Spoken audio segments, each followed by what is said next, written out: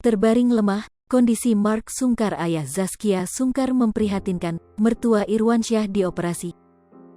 Innalillahi, kabar kurang mengenakan datang Mark Sungkar, ayah dari Zaskia Sungkar sekaligus mertua Irwansyah.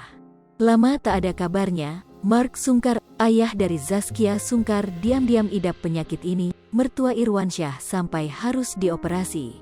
Kabar sakitnya Mark Sungkar, ayah dari Zaskia Sungkar sontak bikin netizen heboh. Mertua Irwansyah banjir doa kesembuhan.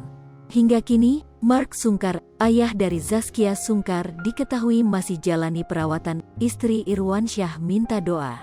Diketahui, Mark Sungkar merupakan ayah dari Shiren Sungkar dan Zaskia Sungkar. Setelah resmi bercerai dari Feni Bauti, ibunda Shiren dan Zaskia, Mark Sungkar memutuskan untuk menikah kembali dengan seorang wanita cantik bernama Santi Asokamala. Lama tak terdengar kabarnya, Mark Sungkar diketahui tengah berjuang melawan penyakit di tubuhnya. Mark Sungkar, ayah dari Zaskia Sungkar bahkan dikabarkan akan segera menjalani operasi. Kabar ayah Zaskia Sungkar dan Shiren Sungkar, Mark Sungkar sakit pun langsung ramai menjadi pembicaraan. Menurut kabar yang beredar, Mark Sungkar sakit dan akan segera menjalani operasi. Hal ini karena Mark Sungkar menderita penyakit jantung koroner di usianya yang sudah 74 tahun.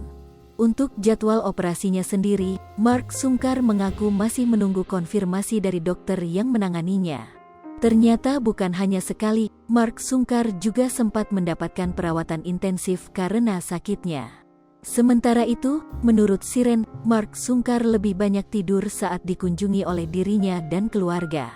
Istirahatnya panjang jadi kayak mengurus baby gitu, banyak tidur, ucap Shiren Sungkar. Memang ada masalah di jantung, doain mudah-mudahan Allah kasih yang terbaik, ujar istri Teuku Wisnu ini.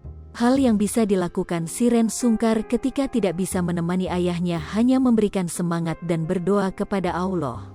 Ya supportlah kalau lagi nggak bisa nemenin, biasanya ganti-gantian aja sih, ujar Shiren Sungkar.